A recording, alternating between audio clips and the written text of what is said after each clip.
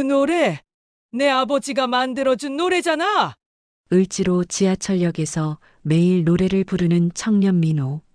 그런데 어느 날 한 노숙자 할머니가 던진 충격적인 한마디가 민호의 인생을 송두리째 뒤바꿔 놓습니다.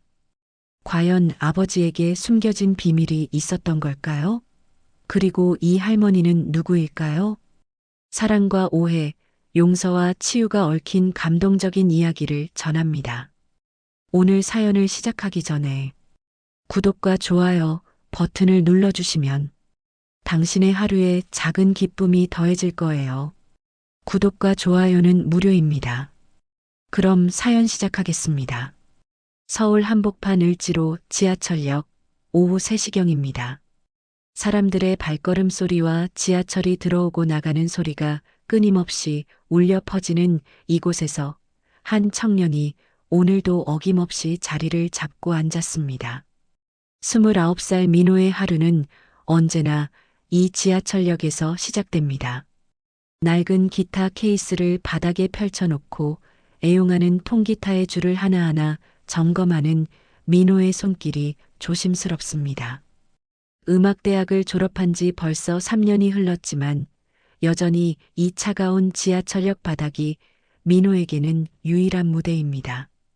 정식 공연장도 안정된 직장도 없는 현실 속에서 민호가 할 수 있는 일은 이렇게 거리에서 노래를 부르는 것뿐입니다.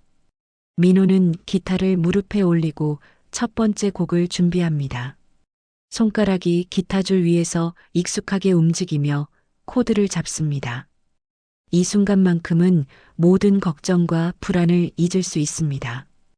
음악 속에서만큼은 민호도 당당한 음악가가 될 수 있기 때문입니다. 대학 시절 교수님들께서 인정해 주셨던 그 실력이 아직도 손끝에 남아 있습니다. 오늘은 뭘 불러볼까? 민호가 혼잣말처럼 중얼거리며 기타줄을 튕겨봅니다. 맑고 깨끗한 소리가 지하철역 곳곳으로 퍼져나갑니다. 바쁘게 지나가던 몇몇 사람들이 잠시 걸음을 멈추고 민호를 바라봅니다. 하지만 대부분은 금세 다시 자신들의 갈 길로 향합니다. 이런 일상이 벌써 3년째 반복되고 있습니다. 때로는 하루 종일 노래를 불러도 아무도 관심을 갖지 않는 날도 있었습니다. 민호는 익숙한 멜로디로 노래를 시작합니다. 아버지가 생전에 자주 불러주셨던 그 오래된 가요입니다. 사랑은 늘 도망가고 그리움만 남는다네. 민호의 목소리가 지하철역 전체에 울려 퍼집니다. 목소리에는 또래 청년들에게서 느낄 수 없는 깊이 있는 감정이 담겨 있습니다. 아버지의 음성을 닮았다고 어머니가 자주 말씀하시던 그 목소리입니다. 어머니는 민호가 노래할 때마다 돌아가신 아버지가 떠오른다며 눈시울을 붉히곤 하셨습니다. 지나가던 할머니 한 분이 잠시 발걸음을 멈추고 민호의 노래에 귀를 기울입니다. 눈가에 살짝 눈물이 맺힌 것을 보니 아마도 옛 추억이 떠오르신 모양입니다. 민호는 그런 분들을 볼 때마다 가슴이 따뜻해집니다. 자신의 노래가 누군가에게는 위로가 되고 있다는 생각이 들기 때문입니다. 비록 돈은 되지 않지만 이런 순간들이 민호로 하여금 계속 이 자리를 지키게 만드는 원동력입니다. 음악이란 본래 사람의 마음을 움직이는 것이라고 아버지께서 말씀하셨던 것처럼 말입니다. 민호의 기타 실력은 음악대학 출신답게 상당합니다. 손가락이 줄 위에서 춤추듯 움직이며 아름다운 화음을 만들어냅니다. 가끔은 즉흥 연주를 하기도 하고 때로는 사람들이 요청하는 노래를 즉석에서 연주해주기도 합니다. 하지만 그런 실력에도 불구하고 민호에게는 기회가 주어지지 않았습니다. 오디션을 보러 다녀도 번번이 떨어지고 기획사에서는 상업성이 부족하다는 이유로 거절당하기 일쑤였습니다. 하지만 현실은 녹록지 않습니다. 하루 종일 노래를 불러도 기타 케이스에 떨어지는 동전과 지폐는 생활비에도 턱없이 부족합니다. 어떤 날은 10,000원도 못 벌고 집으로 돌아가야 할 때도 있습니다. 그럴 때마다 민호의 마음은 무거워집니다. 과연 이 길이 맞는 것일까 하는 의심이 들기 때문입니다. 친구들은 벌써 회사에 취직해서 안정된 생활을 하고 있는데 민호만 여전히 제자리 걸음을 하고 있는 것 같아 초조함이 밀려옵니다. 민호의 마음 한편에는 항상 불안감이 자리 잡고 있습니다. 이렇게 계속 살아가도 괜찮을까? 언젠가는 정말 무대에 설 수 있을까? 하지만 동시에 희망도 품고 있습니다. 언젠가는 자신의 음악을 알아주는 사람이 나타날 것이라는 간절한 바람 말입니다. 아버지께서 항상 말씀하셨습니다. 진정한 음악은 반드시 사람들의 마음에 닿는다고 말입니다. 민호가 노래를 부르는 동안 지하철역 구석진 곳에서 누군가가 계속 민호를 바라보고 있습니다. 낡은 옷을 입고 큰 보따리를 옆에 둔 채 웅크리고 앉아 있는 할머니입니다. 할머니의 시선은 민호에게서 떨어지지 않습니다. 마치 무언가 중요한 것을 발견한 듯한 표정입니다. 할머니의 눈빛에는 놀라움과 그리움, 그리고 알 수 없는 복잡한 감정들이 뒤섞여 있습니다. 때로는 할머니의 입술이 민호가 부르는 노래에 맞춰 움직이기도 합니다. 민호는 그 시선을 느끼지만 별로 신경 쓰지 않습니다. 이런 일은 종종 있는 일이기 때문입니다. 때로는 술에 취한 사람들이 이상한 말을 걸어오기도 하고, 때로는 동정심 어린 시선으로 바라보는 사람들도 있습니다. 거리 공연을 하다 보면 온갖 종류의 사람들을 만나게 됩니다.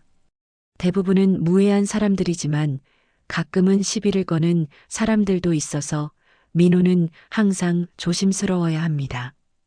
오늘도 민호의 노래는 계속됩니다. 그때 그 사람들은 어디로 갔을까? 내 마음속 추억들과 함께 민호의 목소리에는 아버지에 대한 그리움이 묻어납니다. 아버지가 돌아가신 지 벌써 10년이 넘었지만 여전히 아버지의 노래를 부를 때마다 가슴이 먹먹해집니다. 아버지는 민호에게 음악의 길을 처음 알려주신 분이었습니다.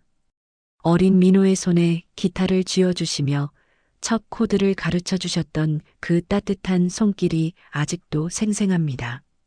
사람들은 여전히 바쁘게 지나갑니다. 누군가는 잠깐 멈춰서서 박수를 쳐주기도 하고 누군가는 1,000원짜리 한 장을 기타 케이스에 넣어주기도 합니다. 민호는 그럴 때마다 깊이 고개를 숙여 인사합니다. 진심으로 고마운 마음이 듭니다.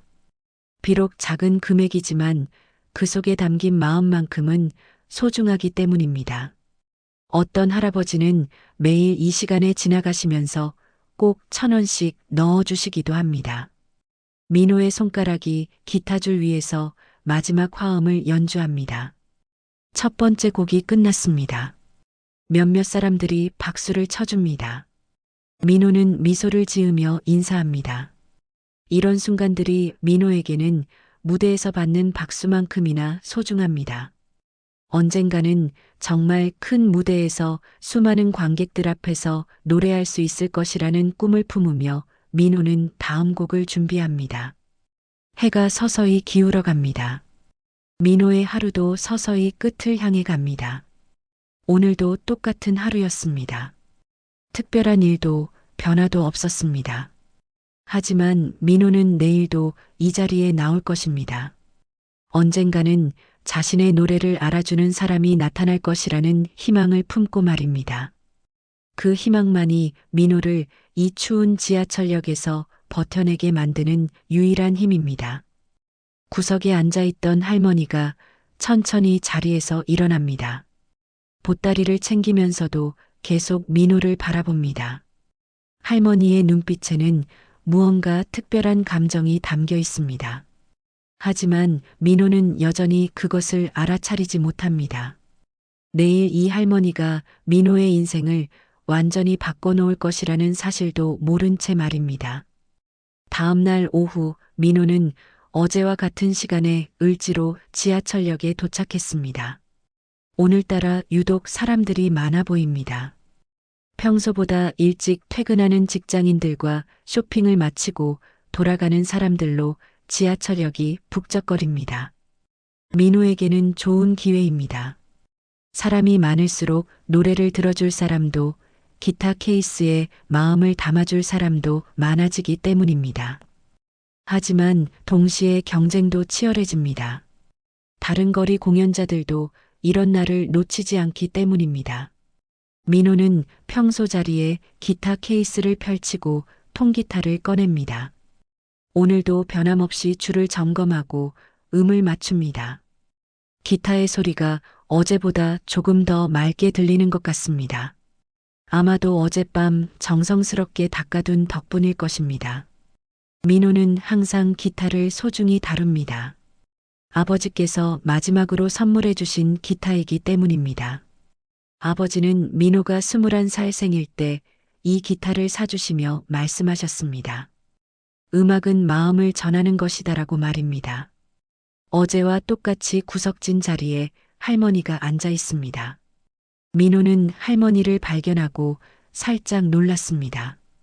거리 공연을 하다 보면 단골 관객들이 생기기도 하지만 노숙자분들이 이렇게 같은 자리를 고수하는 경우는 드물기 때문입니다. 할머니는 어제와 똑같은 자세로 웅크리고 앉아 있었고 보따리도 어제와 같은 위치에 놓여 있었습니다. 할머니의 시선은 여전히 민호에게 고정되어 있었고 그 눈빛에는 어제보다 더 강한 무언가가 담겨 있었습니다. 민호는 첫 곡으로 발라드를 선택했습니다. 사람들의 마음을 차분하게 만들어주는 잔잔한 멜로디입니다. 손가락이 기타줄 위에서 부드럽게 움직이며 아름다운 선율을 만들어냅니다. 민호의 목소리가 지하철역에 울려 퍼지자 몇몇 사람들이 걸음을 늦추며 귀를 기울입니다. 오늘은 어제보다 반응이 좋은 것 같습니다. 한 중년 여성이 잠시 멈춰서서 박수를 쳐주기도 했고 고등학생 몇 명이 스마트폰으로 영상을 찍기도 했습니다. 그런데 이상한 일이 일어났습니다. 민호가 두 번째 곡을 시작하려던 순간 아버지가 생전에 즐겨 부르셨던 그 오래된 가요가 자연스럽게 떠올랐습니다.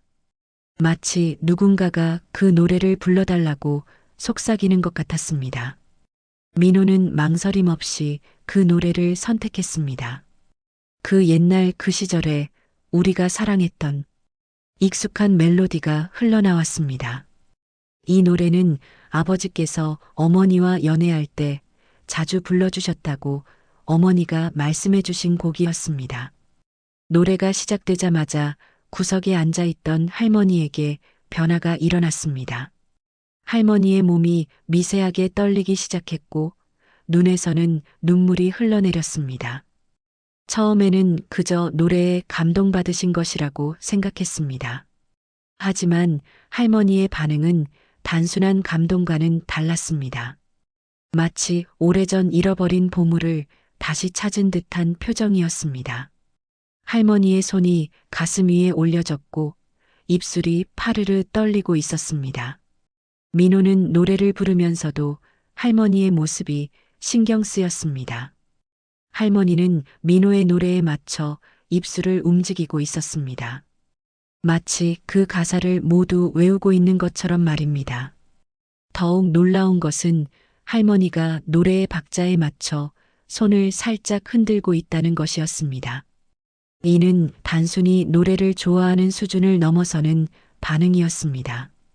할머니는 마치 그 노래와 특별한 인연이 있는 것처럼 보였습니다. 노래가 끝나자 할머니가 천천히 일어났습니다. 보따리를 끌며 민호에게 다가오는 할머니의 걸음걸이는 떨리고 있었습니다. 민호는 어떤 말을 걸어오실지 궁금했습니다. 아마도 노래가 좋았다는 칭찬이나 옛 추억이 떠올랐다는 이야기를 하실 것이라고 예상했습니다. 하지만 할머니의 입에서 나온 말은 민호의 예상을 완전히 벗어났습니다. 할머니는 민호 앞에 서서 한참 동안 민호의 얼굴을 바라봤습니다. 그 노래, 할머니의 목소리가 떨렸습니다. 그 노래는 내 아버지가 만들어준 노래잖아. 할머니의 말에 민호는 순간 멈춰섰습니다. 기타를 잡은 손이 굳어졌고 마음이 급격히 뛰기 시작했습니다. 할머니가 아버지를 안다는 것일까요? 아니면 단순히 착각하고 계신 것일까요? 민호는 할머니의 말을 이해할 수 없었습니다. 그 노래는 옛날부터 유명했던 가요인데 아버지가 만들었다는 것은 말이 안 되었습니다.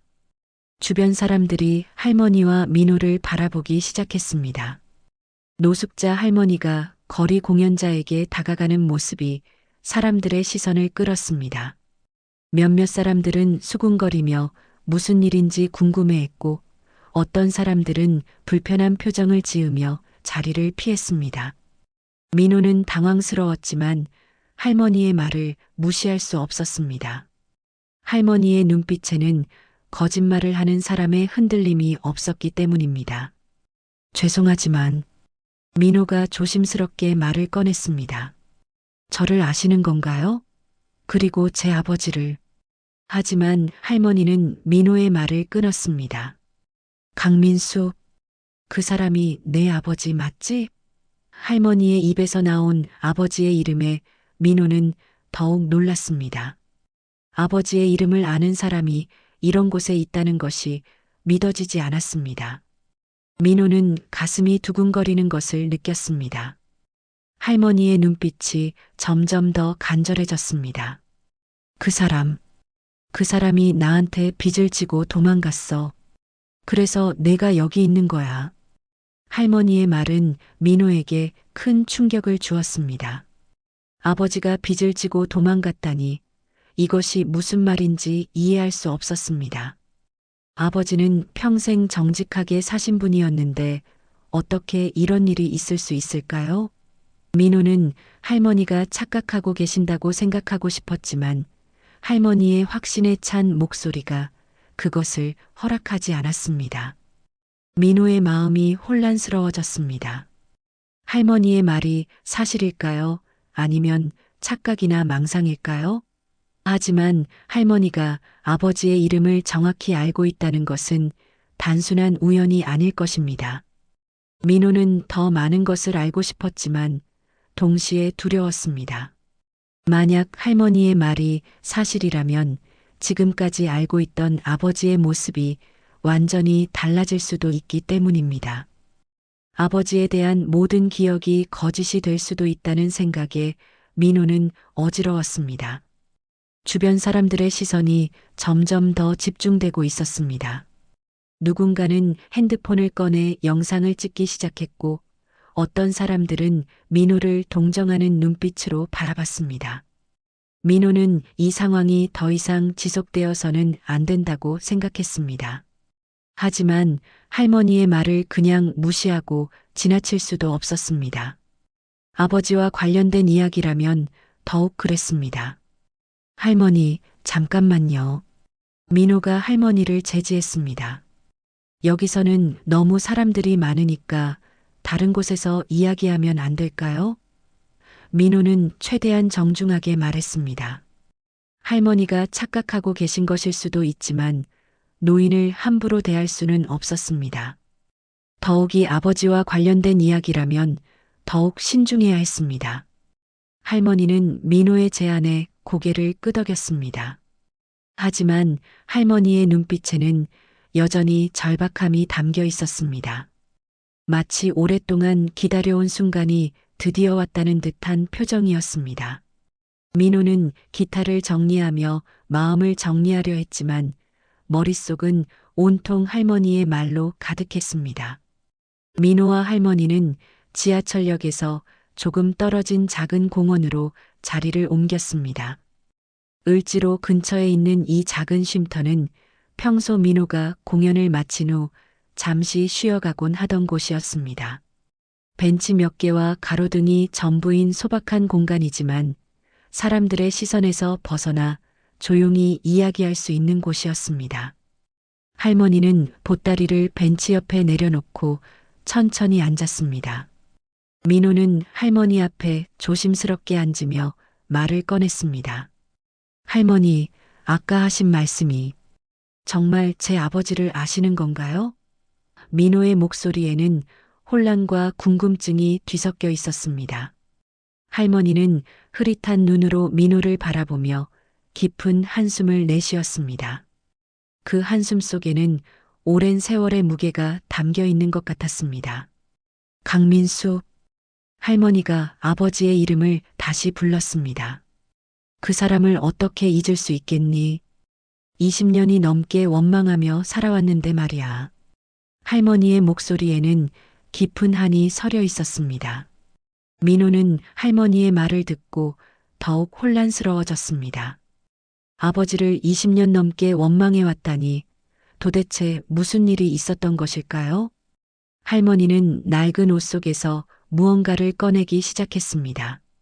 조심스럽게 겹겹이 쌓여 있던 것을 펼치자 오래된 악보 한 장이 나타났습니다.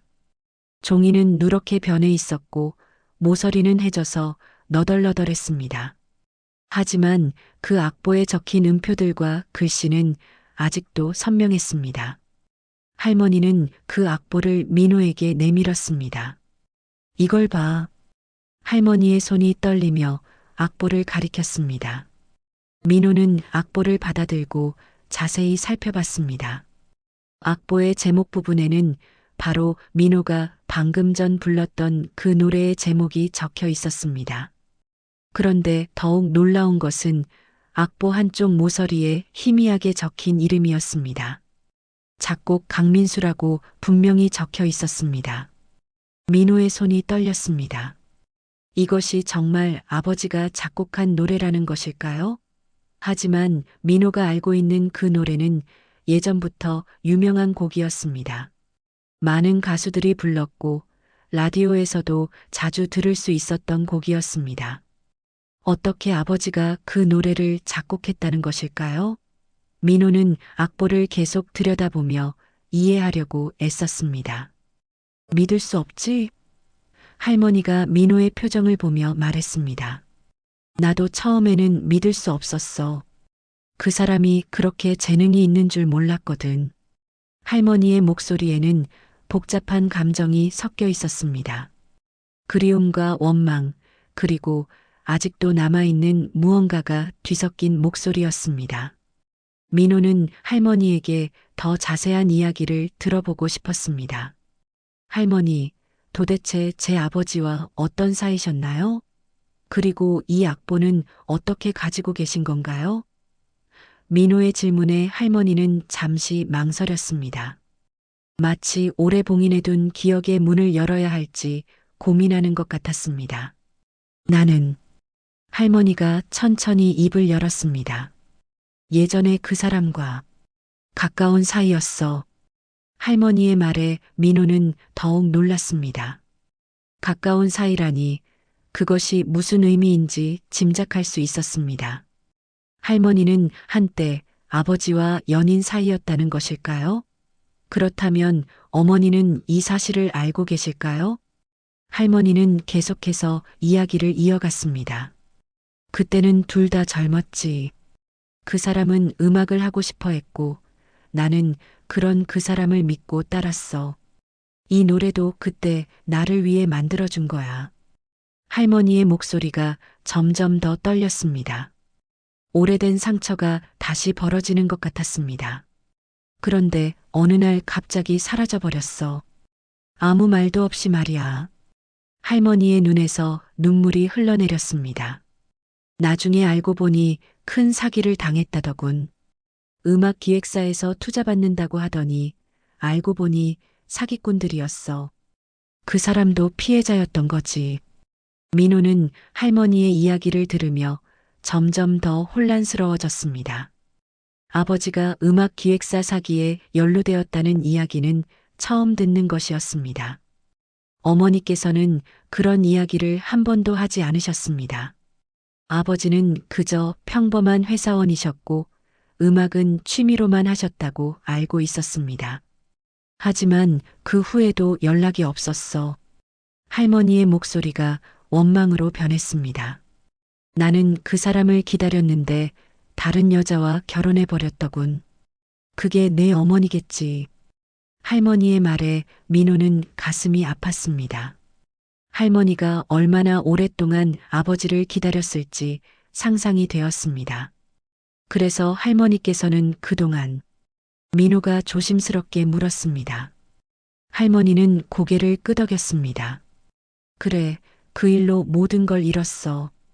집도 가족도 모든 걸 다 잃고 이렇게 살게 됐지. 할머니의 말을 듣고 민호는 가슴이 무거워졌습니다. 설령 아버지가 의도하지 않았다고 해도 결과적으로 할머니의 인생을 망쳐놓은 것이나 마찬가지였습니다. 그런데 할머니, 민호가 궁금한 것을 물어봤습니다. 그럼 아버지가 할머니에게 빚을 졌다는 건 무슨 뜻인가요? 할머니는 잠시 망설이다가 대답했습니다. 그때 그 사람이 음악 활동을 하려고 내 돈을 빌려갔어. 적지 않은 돈이었지. 그런데 사기를 당한 후에 그 돈을 갚지 못한 채로 사라진 거야. 민호는 이제 상황을 어느 정도 이해할 수 있었습니다. 아버지가 젊은 시절 음악의 꿈을 품고 있었고 그 과정에서 할머니와 사랑에 빠졌으며 할머니의 도움을 받아 음악 활동을 하려 했던 것 같습니다. 하지만 사기를 당하면서 모든 것이 틀어진 것이었습니다. 그럼 제가 여기서 노래하는 것도 민호가 말을 끝내지 못하자 할머니가 대신 말했습니다. 그래, 내가 그 빚을 갚기 위해 여기 있는 거야. 아버지의 빚은 아들이 갚아야 하는 법이니까. 할머니의 말에 민호는 당황했습니다. 자신이 아버지의 빚 때문에 거리에서 노래하고 있다는 것일까요? 하지만 민호는 그것이 사실이 아니라는 것을 알고 있었습니다. 민호가 거리 공연을 하는 이유는 음악에 대한 꿈 때문이었지, 빚 때문이 아니었습니다. 할머니가 오해하고 계신 것 같았습니다. 하지만 할머니의 상처를 생각하면 쉽게 반박할 수도 없었습니다. 민호는 악보를 다시 자세히 살펴봤습니다. 정말 아버지의 필체인 것 같았습니다.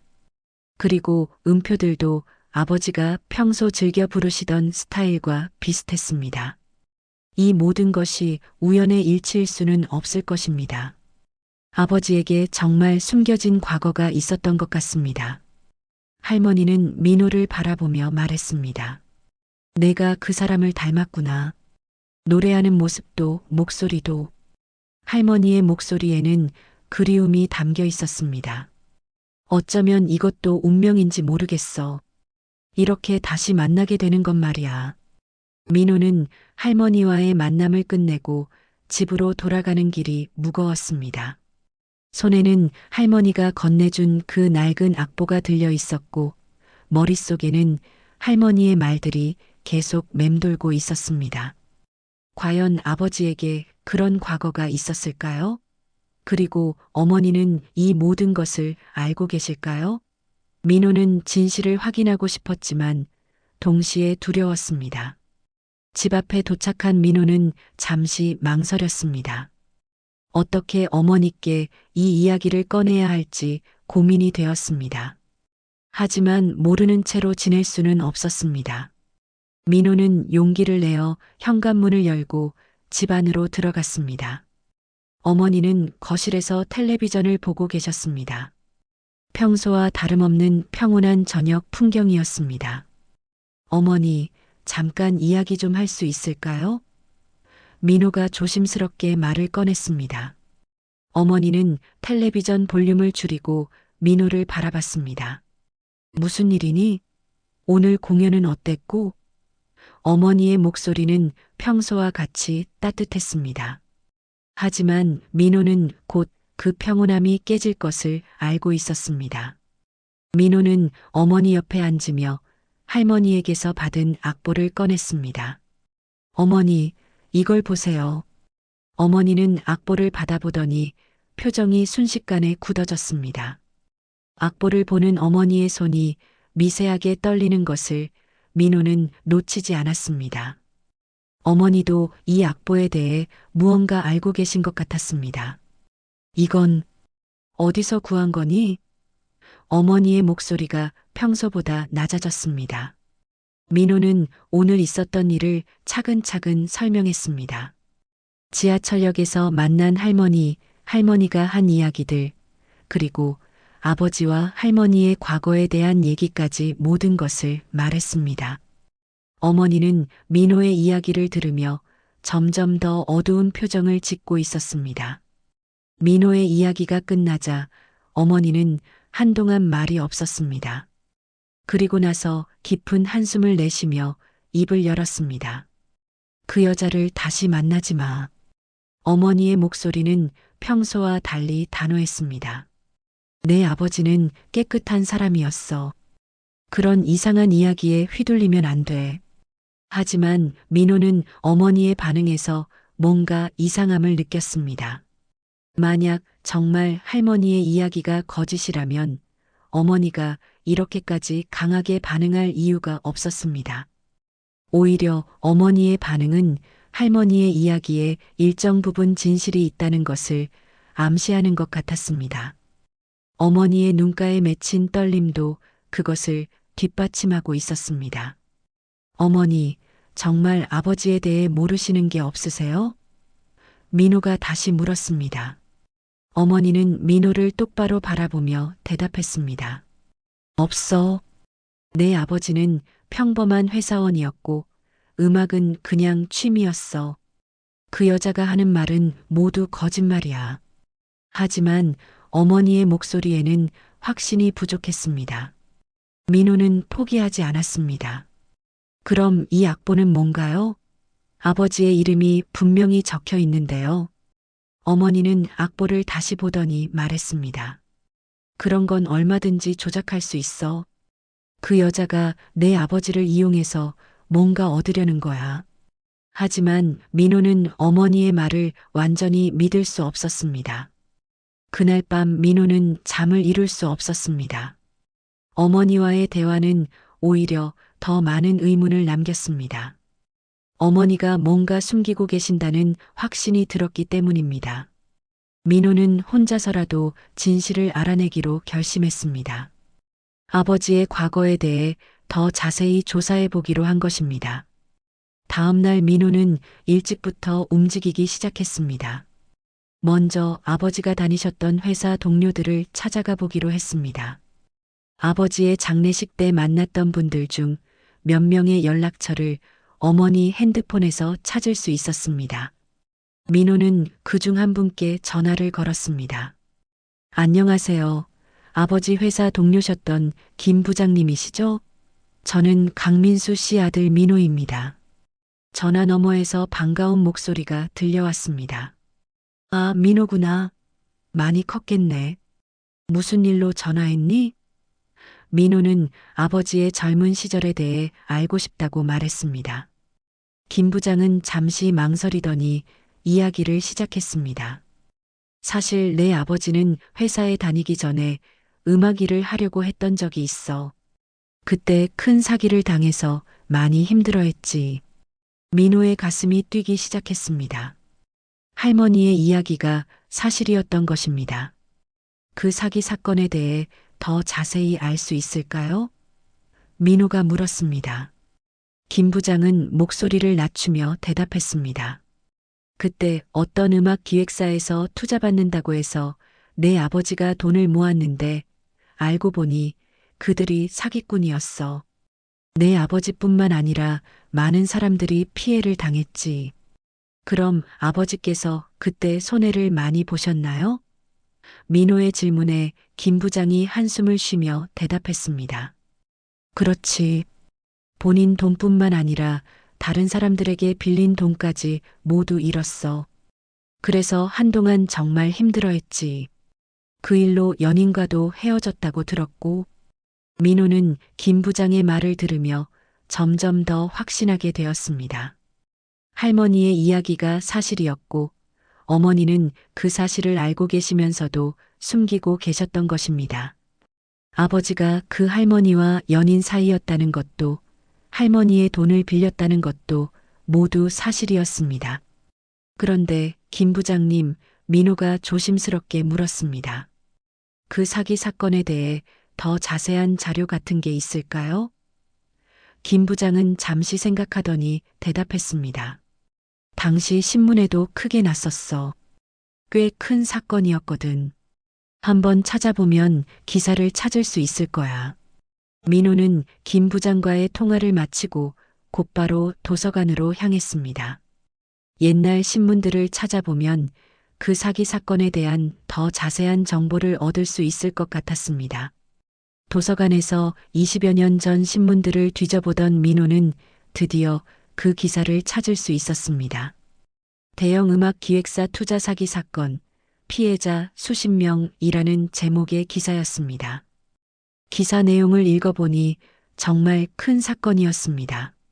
사기꾼들이 가짜 음악 기획사를 만들어 투자받는다고 속이고 수십억 원을 가로챈 사건이었습니다.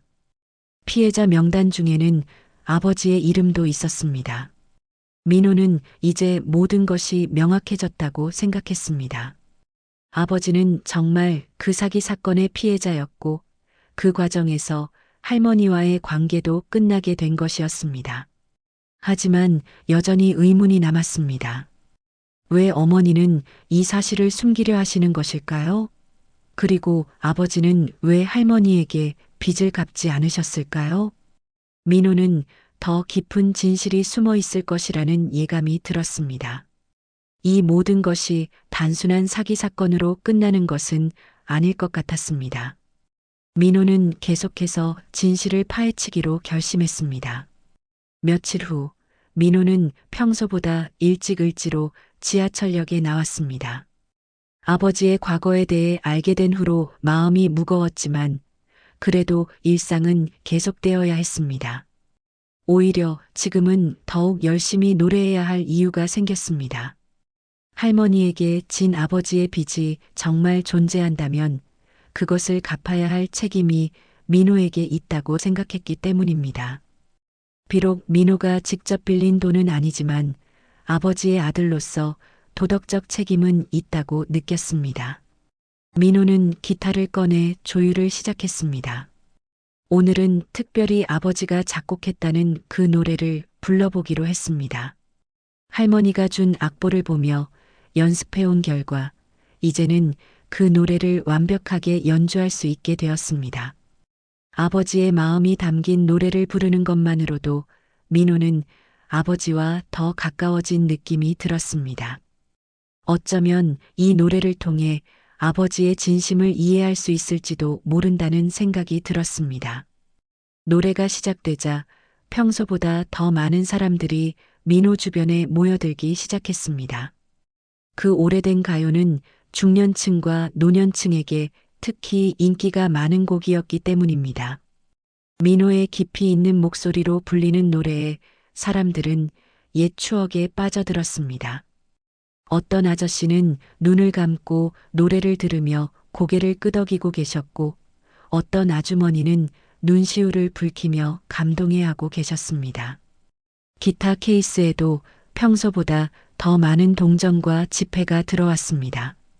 민호는 오늘 공연이 평소보다 성공적이라고 생각했습니다. 아버지의 노래가 이렇게 많은 사람들의 마음을 움직일 수 있다는 것이 신기했고 동시에 자랑스러웠습니다. 아버지께서 정말 재능 있는 작곡가셨다는 것을 새삼 깨달을 수 있었습니다. 어쩌면 아버지도 이런 순간들을 꿈꾸셨을지도 모른다는 생각이 들었습니다. 그런데 노래가 절정에 이르렀을 때 예상치 못한 일이 일어났습니다. 구석에서 지켜보고 있던 할머니가 갑자기 일어서더니 민호에게 다가왔습니다. 하지만 이번에는 조용히 다가온 것이 아니었습니다. 할머니의 걸음걸이에는 평소와 다른 무언가가 있었습니다. 마치 오랫동안 참아왔던 감정이 폭발하려는 것 같았습니다. 할머니는 목소리를 높여 외치기 시작했습니다. 여러분, 들어보세요. 할머니의 큰 목소리에 주변 사람들이 모두 돌아봤습니다. 노래를 듣고 있던 사람들도 놀라서 할머니를 바라봤습니다. 저 청년의 아버지가 나를 버리고 나를 이 지경으로 만든 사람이에요. 할머니의 갑작스러운 외침에 민호는 당황했습니다. 노래를 멈추고 할머니를 바라봤지만 할머니는 계속해서 소리쳤습니다. 그 사람이 내 돈을 빌려가서 사업한다고 하더니 결국 사기를 당하고 나 혼자 모든 걸 떠안게 됐어요. 할머니의 목소리는 점점 더 커졌고 주변 사람들은 수군거리기 시작했습니다. 무슨 일인지 궁금해하는 사람들, 불편해하는 사람들, 동정하는 사람들의 시선이 민호에게 집중되었습니다. 평화로웠던 공연장이 순식간에 시끄러운 소동의 현장으로 변해버렸습니다. 민호는 급하게 할머니를 말리려 했습니다. 할머니, 진정하세요. 여기서 이러시면 안 돼요. 하지만 할머니는 민호의 말을 듣지 않았습니다. 오히려 더욱 격해져서 소리쳤습니다. 이 청년은 사기꾼의 아들이에요. 아버지가 저지른 일에 책임을 져야 해요. 할머니의 목소리에는 20년 넘게 쌓인 원망과 분노가 모두 담겨 있었습니다. 순식간에 민호 주변의 분위기가 달라졌습니다. 지금까지 민호의 노래를 들으며 감동받았던 사람들이 하나둘씩 자리를 떠나기 시작했습니다. 사기꾼의 아들이라는 할머니의 말이 사람들에게는 충격적으로 다가왔습니다.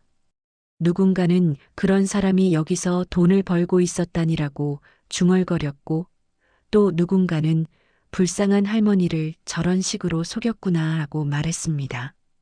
민호를 바라보는 시선들이 완전히 달라져 있었습니다. 민호는 절망적인 기분이 들었습니다.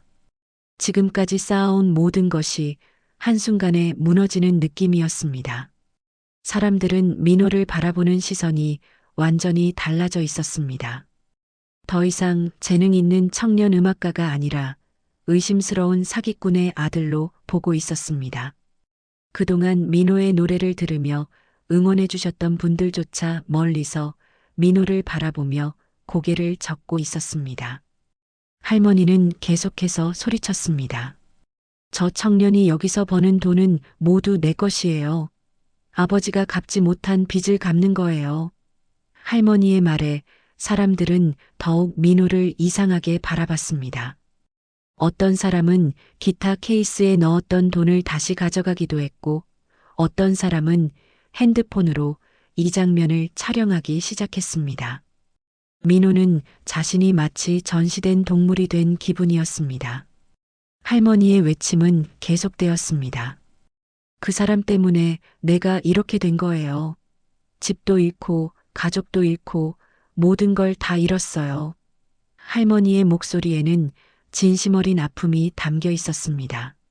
사람들 중 일부는 할머니를 동정하기 시작했고 민호를 비난하는 시선들이 더욱 거세졌습니다. 그런 아버지를 둔 아들도 똑같을 거야라는 말도 들려왔습니다. 민호는 이 상황을 더 이상 견딜 수 없었습니다. 사람들의 시선과 수군거림 그리고 할머니의 끝없는 외침이 민호를 질식시킬 것 같았습니다. 민호는 서둘러 기타를 케이스에 넣고 자리에서 일어났습니다. 더 이상 이곳에 있을 수는 없었습니다.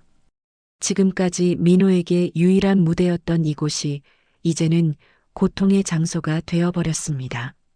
할머니, 저는 정말 아무것도 모르는 일이에요. 민호가 마지막으로 할머니에게 말했습니다. 제발 이러지 마세요. 하지만 할머니는 민호의 말을 들으려 하지 않았습니다. 오히려 더욱 흥분해서 도망가지 마. 내 아버지처럼 도망가지 말라고. 라고 소리쳤습니다.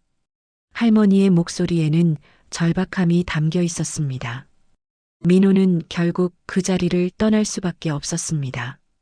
기타 케이스를 들고 지하철역을 나서는 민호의 뒤에서는 여전히 할머니의 외침이 들려왔습니다. 사람들은 민호를 따라오며 수군거렸고 누군가는 저런 사람이 여기서 공연을 하고 있었다니라고 말하는 소리도 들렸습니다. 민호는 마치 도망자가 된 기분이었습니다. 민호는 지하철역에서 멀어질 때까지 뛰었습니다. 숨이 차서 더 이상 뛸 수 없을 때까지 달렸습니다. 그리고 한적한 골목에서 멈춰서서 깊은 한숨을 내쉬었습니다. 지금까지 민호에게 유일한 무대였던 그곳에서 더 이상 노래할 수 없게 된 것입니다.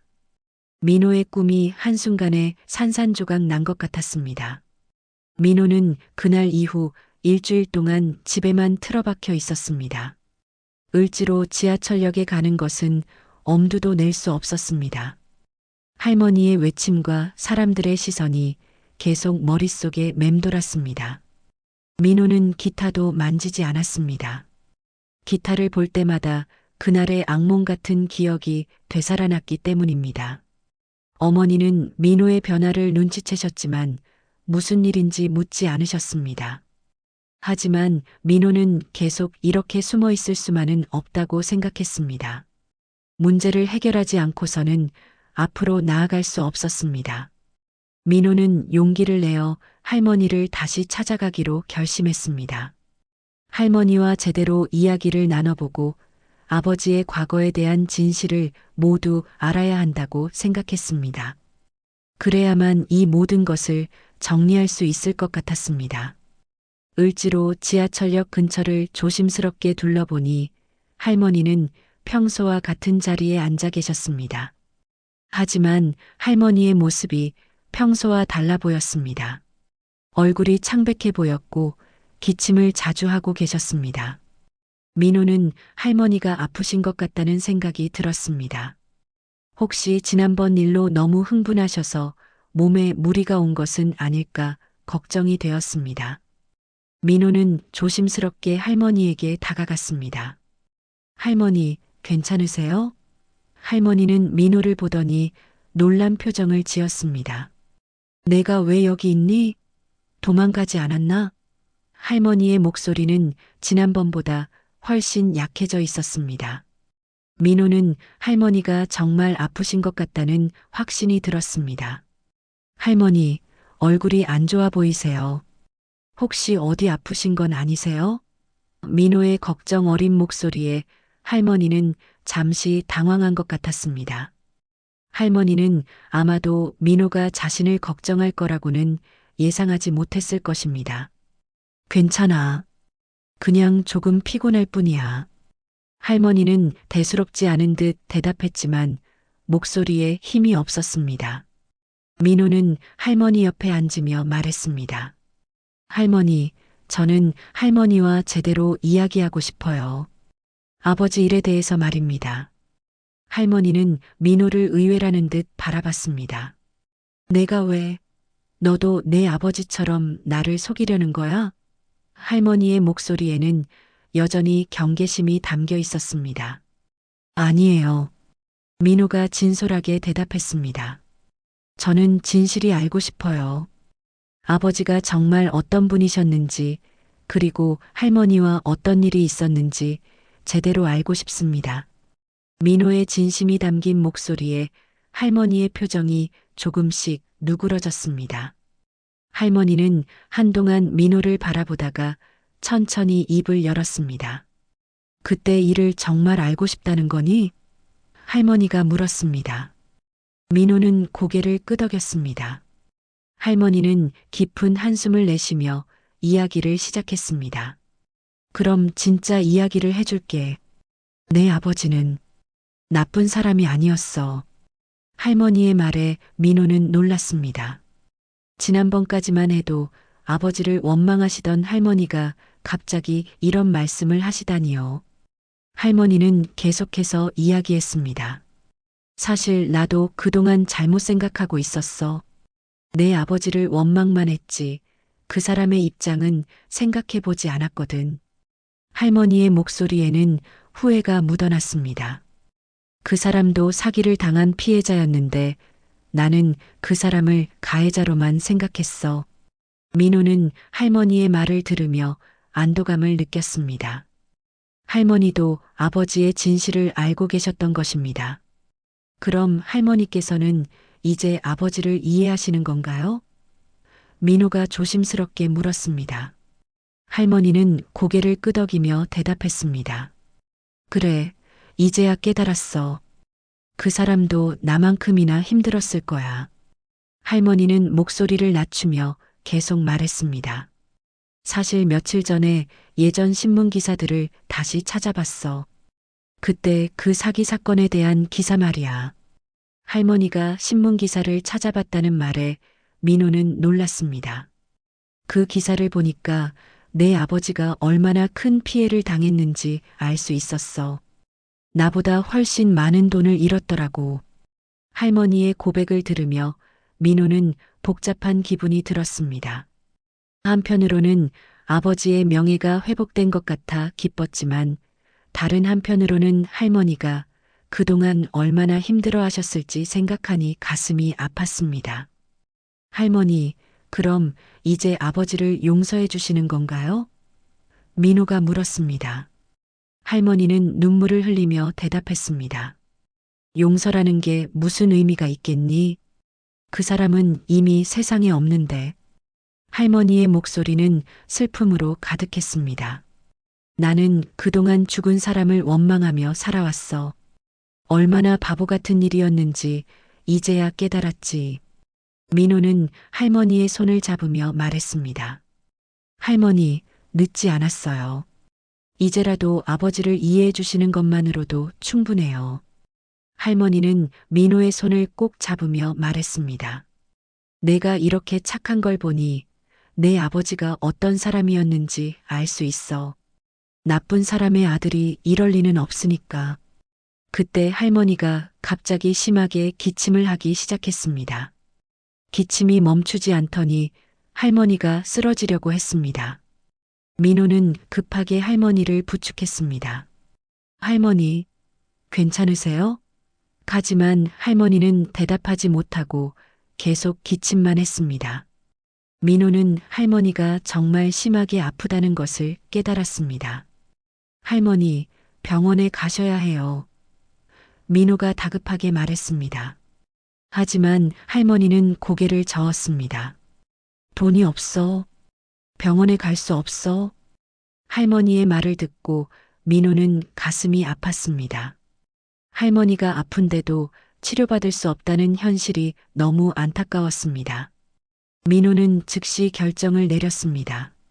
제가 모셔다 드릴게요. 병원비도 제가 낼게요. 할머니는 민호의 말에 놀랐습니다. 내가 왜? 나는 내 가족을 그렇게 힘들게 했는데. 민호는 할머니의 말을 끊으며 대답했습니다. 그런 건 중요하지 않아요. 지금은 할머니의 건강이 더 중요해요. 민호는 택시를 불러 할머니를 가장 가까운 병원으로 모셨습니다. 병원에 도착해서 응급실에 할머니를 맡기고 민호는 병원비를 걱정했습니다. 하지만 할머니의 생명이 더 소중했습니다. 민호는 지금까지 거리 공연으로 모은 돈을 모두 꺼내서 병원비를 준비했습니다. 의사는 할머니가 폐렴 초기 증상이라고 진단했습니다. 다행히 큰 병은 아니었지만 제때 치료받지 않았다면 위험할 수도 있었다고 했습니다. 민호는 안도의 한숨을 내쉬었습니다. 할머니가 큰 병이 아니라니 정말 다행이었습니다. 할머니는 병원 침대에 누워서 민호를 바라봤습니다. 내가 왜 나를 도와주는 거니? 할머니의 목소리는 여전히 약했지만 눈빛에는 감동이 담겨 있었습니다. 민호는 할머니의 손을 잡으며 대답했습니다. 할머니도 아버지가 사랑했던 분이니까요. 그리고 지금은 그냥 도움이 필요한 할머니니까요. 할머니는 눈물을 흘리며 말했습니다. 고마워. 정말 고마워. 이런 도움을 받을 자격이 없는데. 민호는 할머니의 말을 끊으며 말했습니다. 그런 말씀 마세요.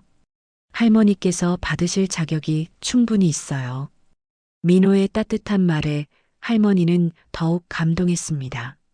할머니가 병원에서 하룻밤을 보낸 후 민호는 다시 할머니를 찾아갔습니다. 할머니의 상태는 많이 좋아져 있었습니다. 의사 선생님께서 하루 더 지켜본 후 퇴원할 수 있다고 말씀해 주셨습니다. 민호는 안도의 한숨을 내쉬며 할머니 병상 옆에 앉았습니다.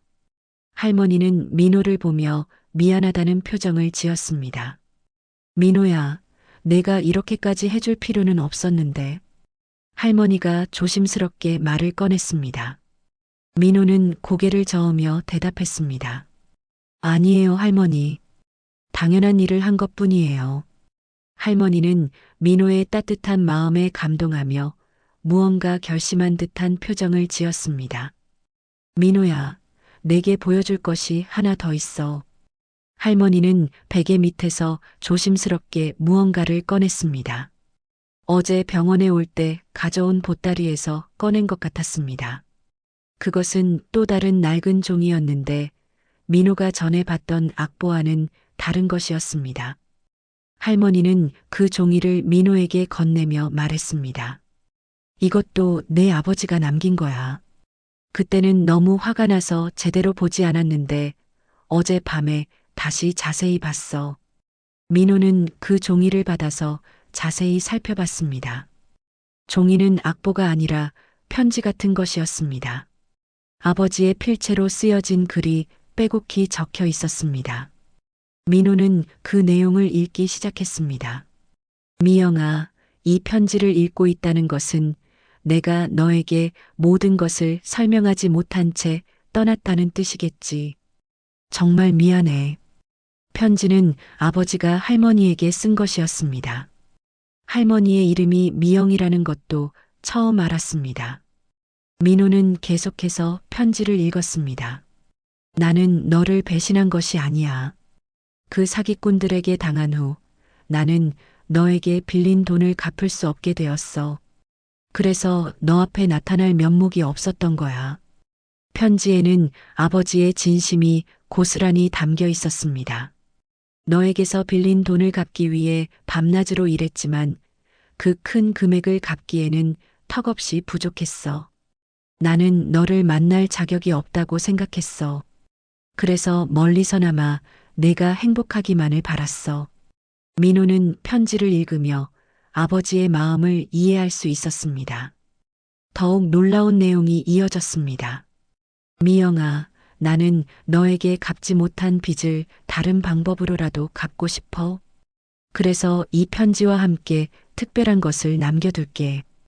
민호는 편지의 마지막 부분을 읽으며 의아했습니다. 특별한 것이라니 그것이 무엇일까요? 편지의 뒷면에는 이상한 숫자들이 적혀 있었습니다.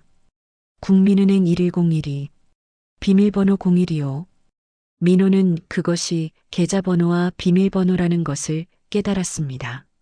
아버지가 할머니를 위해 비밀로 만들어둔 계좌인 것 같았습니다. 민호는 가슴이 뛰기 시작했습니다. 할머니, 이 계좌번호 확인해 보셨어요? 민호가 물었습니다. 할머니는 고개를 저었습니다. 아니야, 이 편지를 제대로 읽은 것도 어제가 처음이었어. 그동안은 너무 화가 나서 제대로 보지도 않았거든. 할머니의 말을 듣고 민호는 이 계좌가 아직 확인되지 않았다는 것을 알았습니다. 민호는 할머니께 제안했습니다. 할머니, 우리 같이 은행에 가서 확인해 볼까요? 할머니는 망설였습니다.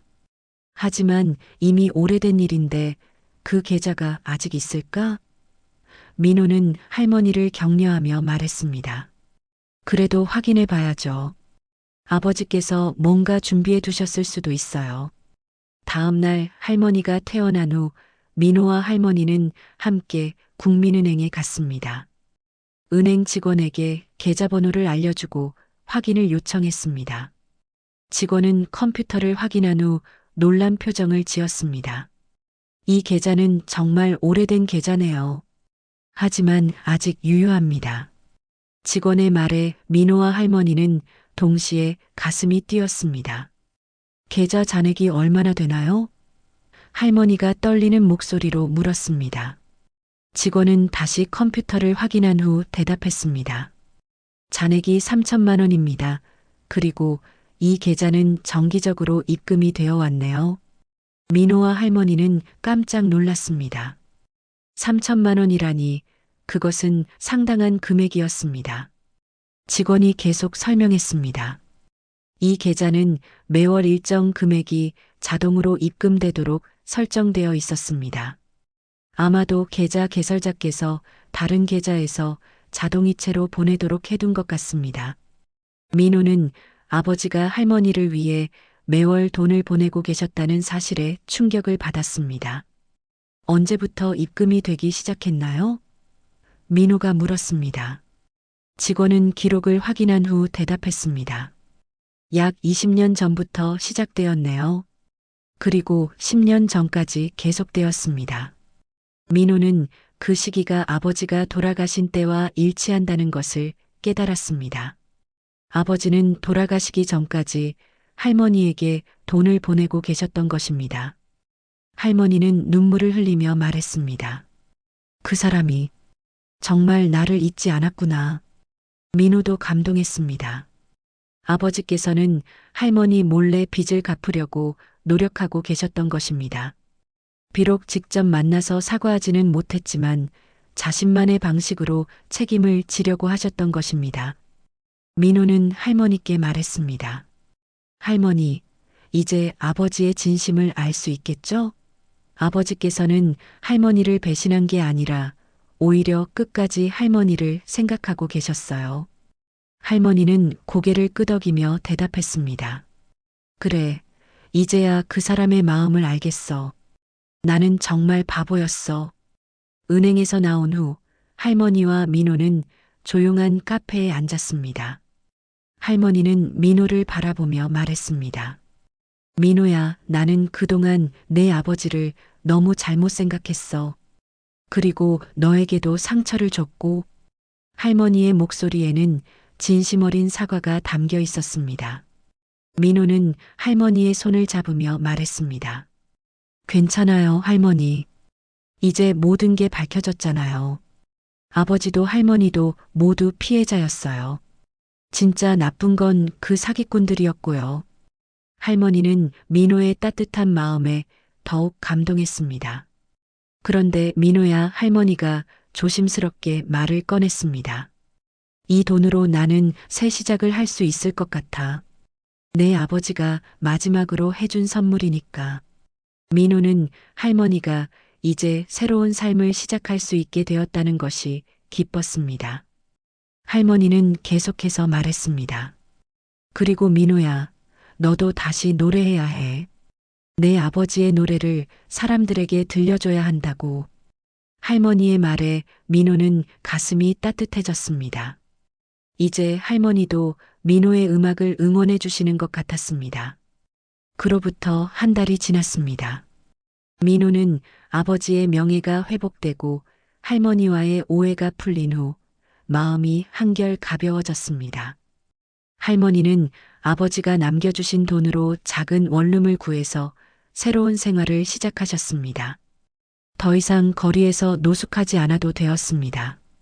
할머니는 민호에게 정말 고맙다며 아버지가 살아계셨다면 민호를 얼마나 자랑스러워 하셨을지 모른다고 말씀해 주셨습니다. 민호도 다시 음악을 시작하기로 결심했습니다. 하지만 이번에는 을지로 지하철역이 아닌 다른 곳에서 새롭게 시작하려고 했습니다.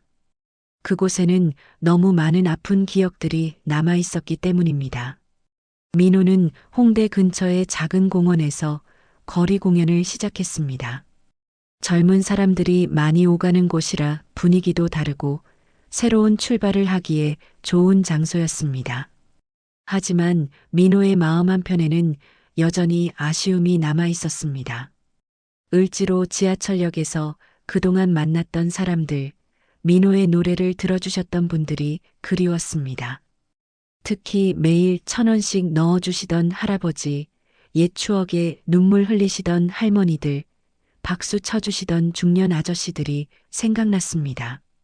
그분들께 제대로 된 작별 인사도 하지 못한 채 떠나온 것이 마음에 걸렸습니다.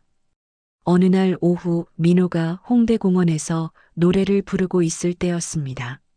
멀리서 누군가 민호를 부르는 소리가 들렸습니다. 민호야. 민호는 고개를 돌려보니 할머니가 천천히 걸어오고 계셨습니다. 할머니의 모습이 예전과는 완전히 달라져 있었습니다. 깨끗한 옷을 입고 계셨고 얼굴에도 생기가 돌아 있었습니다.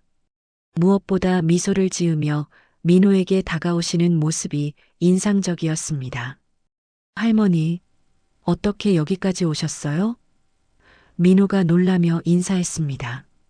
할머니는 민호의 노래를 듣고 싶어서 찾아왔다고 말씀하셨습니다.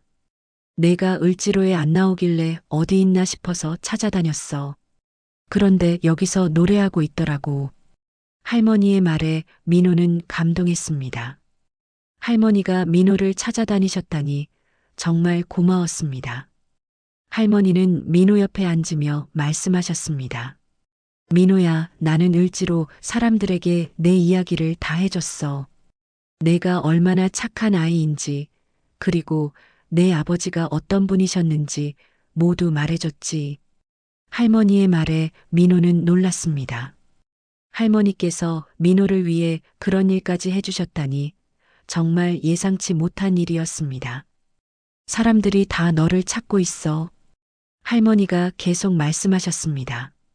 특히 매일 1,000원씩 주시던 박 할아버지께서 내가 왜 안 나오는지 계속 물어보시더라고. 그분 말씀이 내 노래 들으면서 돌아가신 부인 생각을 하는 게 유일한 낙이었다고 하시더라. 할머니의 말을 듣고 민호는 가슴이 뭉클했습니다. 할머니는 주머니에서 무언가를 꺼내며 민호에게 건넸습니다. 그것은 여러 사람들이 민호에게 전하고 싶다며 적어주신 쪽지들이었습니다. 다들 내가 다시 돌아오기를 기다리고 있어. 너 없으면 그 지하철역이 너무 쓸쓸하다고 하시더라. 민호는 쪽지들을 하나씩 읽어보며 눈물이 날 것 같았습니다. 쪽지 중에는 이런 내용들이 적혀 있었습니다. 민호야, 내 노래가 그리워. 다시 돌아와줘. 젊은 친구, 내 음악이 우리에게 얼마나 큰 위로가 되는지 아니? 민호 씨, 당신의 아버지는 정말 자랑스러운 분이었어요. 당신도 마찬가지고요. 민호는 이 모든 메시지들을 읽으며 자신이 얼마나 많은 사람들에게 사랑받고 있었는지 깨달았습니다. 할머니는 민호를 바라보며 말씀하셨습니다. 민호야, 사람들이 진실을 알고 나니까 오히려 너를 더 응원하고 있어. 내가 아버지의 명예를 지키려고 얼마나 애썼는지, 그리고 나 같은 할머니까지 돌봐줬는지 모두 알게 됐거든. 할머니의 말에 민호는 감동했습니다. 진실은 결국 밝혀지는 것이고 선한 마음은 사람들에게 전해지는 것이었습니다. 그런데 할머니, 민호가 조심스럽게 물었습니다. 정말 괜찮을까요? 다시 그곳에서 노래해도? 할머니는 단호하게 대답하셨습니다. 당연하지. 내가 거기서 노래해야 해. 그곳이 내 무대야. 그리고 내 아버지의 노래를 사람들에게 들려줘야 한다고. 민호는 할머니의 격려에 용기를 얻었습니다. 다시 을지로 지하철역으로 돌아가기로 결심했습니다. 하지만 이번에는 도망치듯 떠나온 곳이 아니라 당당하게 돌아가는 것이었습니다. 아버지의 명예도 회복되었고 할머니와의 오해도 풀렸으니 이제는 마음 편히 노래할 수 있을 것 같았습니다. 다음 날 민호는 할머니와 함께 을지로 지하철역으로 향했습니다. 평소와 같은 오후 시간이었습니다. 민호가 그 자리에 나타나자 지나가던 사람들이 하나둘씩 알아보기 시작했습니다. 아, 그 청년이 돌아왔네. 민호 씨다. 사람들의 반응은 민호가 예상했던 것보다 훨씬 따뜻했습니다. 민호는 기타를 꺼내고 첫 곡을 준비했습니다. 오늘 첫 번째 노래는 아버지가 작곡하신 그 노래로 정했습니다. 이제는 부끄럽지 않았습니다. 오히려 자랑스러웠습니다. 아버지의 아름다운 곡을 사람들에게 들려줄 수 있다는 것이 기뻤습니다. 노래가 시작되자 사람들이 하나둘씩 모여들기 시작했습니다. 예전보다 훨씬 많은 사람들이 민호의 주변에 모였습니다. 그리고 할머니도 구석에 앉아서 민호의 노래를 듣고 계셨습니다. 이번에는 눈물이 아니라 미소를 지으며 말입니다. 할머니의 얼굴에는 평온함과 행복이 가득했습니다. 노래가 끝나자 박수 소리가 터져 나왔습니다. 그동안 민호를 기다렸던 사람들의 진심 어린 박수였습니다. 매일 1,000원씩 주시던 박 할아버지도 오시더니 젊은 친구, 오늘은 5,000원이야. 그동안 못 준 것까지 합쳐서라고 말씀하시며 돈을 넣어주셨습니다. 민호는 마이크 없이도 큰 목소리로 사람들에게 말했습니다. 그동안 심려를 끼쳐드려서 죄송했습니다. 앞으로는 더 좋은 노래로 여러분께 위로와 감동을 드리겠습니다. 사람들은 박수로 민호를 응원해 주었습니다. 그 후로 민호의 거리 공연은 더욱 유명해졌습니다. 아버지와 할머니의 이야기가 사람들에게 알려지면서 민호의 노래에는 더 깊은 의미가 담기게 되었습니다. 단순히 실력 있는 청년의 노래가 아니라 사랑과 용서, 그리고 치유의 메시지가 담긴 노래가 된 것입니다. 몇 달 후, 민호는 드디어 작은 음악홀에서 정식 공연을 할 기회를 얻었습니다. 한 음악 프로듀서가 민호의 이야기를 듣고 감동해서 기회를 준 것이었습니다. 민호는 그 공연에서 아버지의 곡들을 정식으로 발표하기로 했습니다.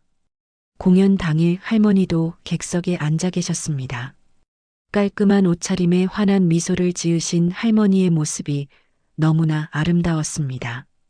민호는 무대에서 관객들에게 말했습니다. 오늘 제가 부를 노래들은 모두 제 아버지 강민수의 작품입니다. 그리고 저는 이 노래들을 통해 아버지의 이야기를, 그리고 우리 세대의 이야기를 계속 이어가겠습니다. 민호의 노래가 시작되자 홀 안이 조용해졌습니다. 그리고 노래가 끝날 때마다 뜨거운 박수가 터져 나왔습니다. 할머니는 객석에서 눈물을 흘리며 박수를 쳤습니다.